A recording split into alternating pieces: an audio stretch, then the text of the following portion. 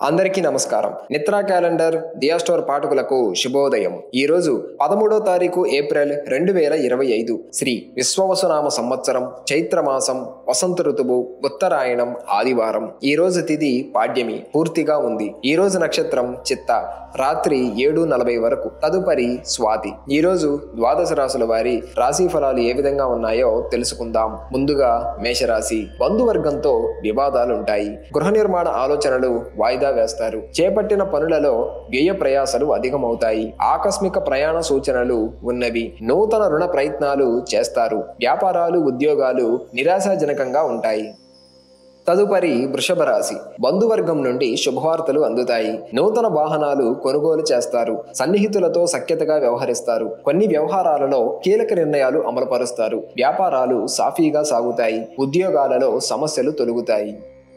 తదుపరి మిథున రాశి. ఆత్మీయుల నుండి శుభకార్య ఆహ్వానాలు అందుతాయి. ఆర్థిక పరిస్థితి గతం కంటే మెరుగ్గా ఉంటుంది. నిరుద్యోగ ప్రయత్నాలు కలిసి వస్తాయి. చేపట్టిన పనులు చకచకా సాగుతాయి. వ్యాపారాలు సజావుగా సాగుతాయి. వృత్తి ఉద్యోగాలలో నూతన ప్రోత్సాహకాలు అందుతాయి. తదుపరి కర్కాటక రాశి. వృధా ప్రయాణాలు చేయవలసి వస్తుంది. బంధుమిత్రులతో మాట పట్టింపులు, పాత రుణాలు తీర్చడానికి నూతన ప్రయత్నాలు చేస్తారు. వృధా ఖర్చులు పెరుగుతాయి. దైవ సేవా కార్యక్రమాలలో పాల్గొంటారు. వ్యాపారాలు ఉద్యోగాలు సామాన్యంగా సాగుతాయి. తదుపరి సింహరాశి. నూతన రుణ ప్రయత్నాలు కలిసిరావు. ఆకస్మిక ప్రయాణ సూచనలు ఉన్నవి. ముఖ్యమైన వ్యవహారాలలో అవాంతరాలు తప్పవు. ఇంటా బయట గందరగోళ పరిస్థితులుంటాయి. వృధా ఖర్చులు పెరుగుతాయి. వ్యాపారాలు ఉద్యోగాలు నిరుత్సాహపరుస్తాయి.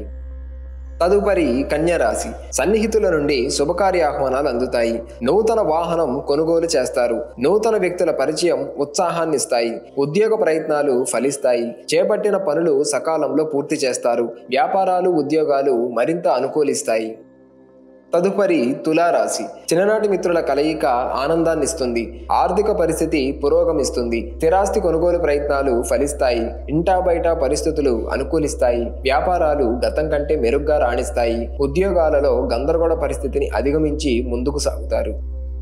తదుపరి వృశ్చిక రాశి. ఆర్థిక ఇబ్బందుల వలన నూతన రుణ ప్రయత్నాలు చేస్తారు. దూర ప్రయాణాలు వాయిదా వేయటం మంచిది. చేపట్టిన పనులు మందకొడిగా సాగుతాయి. పనులలో శ్రమ అధికమవుతుంది. బంధువర్గంతో వివాదాలుంటాయి. వ్యాపారాలు ఉద్యోగాలు కొంత ఇబ్బందిని కలిగిస్తాయి.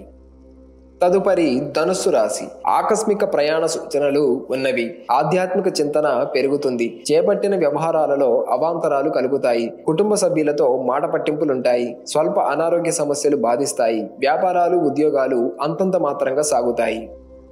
తదుపరి మకర రాశి.